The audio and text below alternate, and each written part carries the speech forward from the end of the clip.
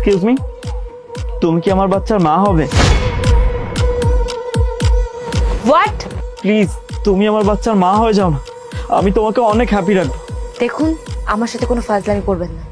আমি পারবো না আপনার বাচ্চার মা হতে। ঠিক আছে, আমি তাহলে অন্য কাউকে জিজ্ঞেস করছি।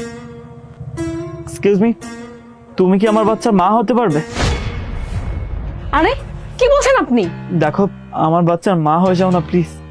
আমার বাচ্চা দেখতে অনেক সুন্দর, আর আমি তোমাকে সুখে রাখবো। আরে এটা তো খালি, এখানে তো বাচ্চা নেই। হ্যাঁ আমি জানি। তাহলে কোন বাচ্চার কথা বলছেন আপনি? কেন, আমাদের ফিউচার যে বাচ্চা হবে সেই বাচ্চার কথা বলছি। এটা কোন ধরনের ব্যবহার? বোন, আমার মনে হয় কি এই লোকটা আমাদের সাথে মজা করছে। হ্যাঁ ঠিক বলেছো বোন তুমি। ও আসলে আমাদের সাথে মজা নিচ্ছে। দেখো না, চেহারা দেখে মনে হয় কত ভালো মানুষ, আর ভিতর ভিতরে কতটা শয়তানি। আমাদের সাথে এরকম বাজে একটা মজা নিচ্ছে। আর আপনার লজ্জা করছে না এমন মজা করতে? দেখুন না না, আপনারা ভুল বুঝছেন, আমি তো আপনাদেরকে খারাপ কিছু বলিনি। চুপ করো বেয়াদব। আর একটা কথা বলবে না। তোমাদের মতো ছেলেরা মেয়েদেরকে উত্ত্যক্ত করার জন্য বিভিন্ন রকমের পদ্ধতি ব্যবহার করো, আর আমার মনে হয় এইটাও তার মধ্যে একটা। দেখুন, আমি আপনাদেরকে বিরক্ত করিনি, এটা তো আমার তরফ থেকে আপনাদের দুজনের জন্য একটা অফার, যাতে আপনারা দুজন একজন জীবন সঙ্গী পেতে পারেন। কি? তুমি আমাদেরকে অফার দেওয়ার কি? আর তুমি জানো আমি চাইলেও পারি না, কারণ আমি একজন বিধবা। হ্যাঁ আমি জানি আপনি একজন বিধবা, আর আমি এটাও জানি উনিও একজন বিধবা। কি? তুমি জানতে আমরা দুজন বিধবা? আর আমরা বিধবা হওয়া সত্ত্বেও তুমি আমাদের সাথে এইরকম একটা মজা করতে পারলে? তোমার লজ্জা করলো না এরকম একটা মজা করার আগে?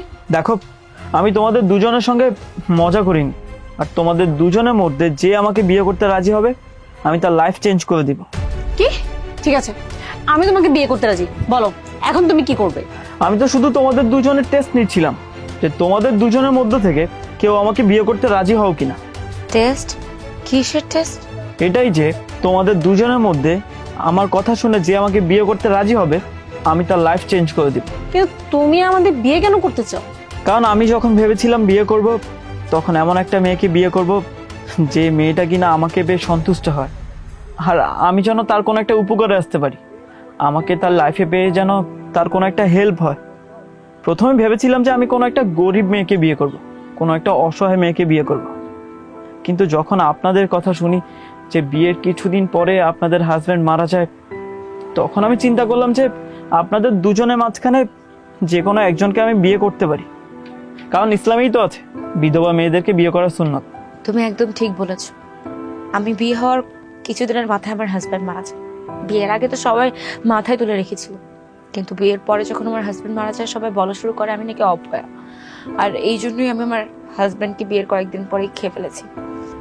যেখানে কোনো মানুষই আমাদের বিধবাদেরকে পছন্দ করে না, সেখানে তুমি তো আমাদের জীবনে ফেরেশতা হয়ে এসেছো।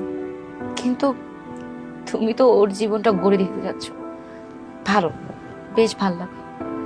তবে আমার জীবনের কি হবে? আমাকে হয়তো বা সারা জীবনে ওরকম করেই থাকতে হবে। আমি আছি না, হ্যাঁ আমি আপনার দায়িত্ব নিব খুশি মনে। কিন্তু তুমি কি? ও হচ্ছে আমার ফ্রেন্ড, আর এই প্ল্যানটা আমরা দুজন মিলে করেছিলাম যে আমরা কাউকে সাহায্য করব, আর এখন দেখবে তোমাদের দুজনের লাইফ পুরো চেঞ্জ হয়ে গেছে। Thank you so much. আসলে কখনো ভাবিইনি যে জীবনের রাস্তাগুলো একা পার করতে করতে একজন ভালো জীবন সঙ্গী পেয়ে যাবো।